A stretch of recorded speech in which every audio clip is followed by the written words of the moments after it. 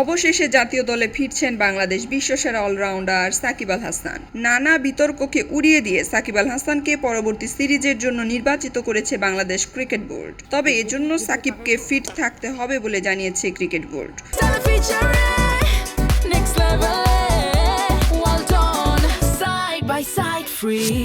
শনিবার বিসিবির বোর্ড সভায় সাকিবকে নিয়ে এই সিদ্ধান্ত হয়েছে।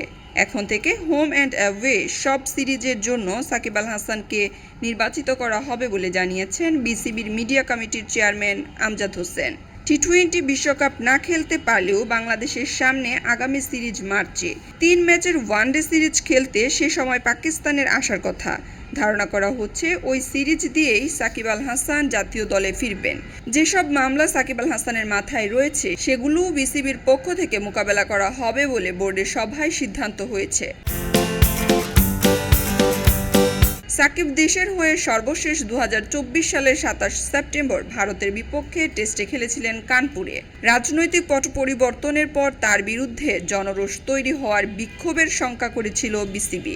দক্ষিণ আফ্রিকার বিপক্ষে বিদায়ী টেস্ট খেলার কথা থাকলেও দুবাই থেকে যুক্তরাষ্ট্রে ফিরে যেতে হয় তাকে।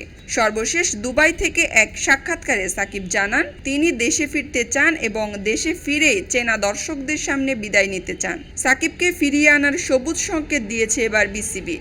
সেই সঙ্গে বিসিবি এটিও সিদ্ধান্ত নিয়েছে যে সাকিবকে কেন্দ্রীয় চুক্তিতে আনা হবে। খবরের কাগজ, নিখাদ, নির্ভীক, নিরপেক্ষ।